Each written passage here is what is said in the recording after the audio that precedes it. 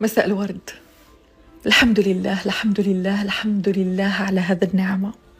صدقوني ما يحس بالجمرة غير اللي كواتو. أول مرة هدرت فيها على موضوع تأخر الإنجاب هنا في الريزو سوسيو كاش باش نعطيكم الأمل، باش نقول لك افونسي في الحياة وخليها على ربي، بلي أنا تاني راني نسوفري واني مخليتها على ربي وعندي كونفيونس كبيرة في ربي سبحانه. بديت القصة معكم إيتاب باغ إيتاب وشوفوا وين رانا لحقنا اليوم.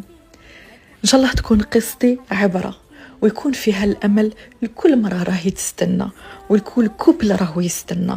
ونقول لكم شدوا في بعضاكم وما تطلقوش يدين بعضاكم، لا فوت ما فيك ما فيه، كل حاجة تتأخر لحكمة يعلمها إلا الله.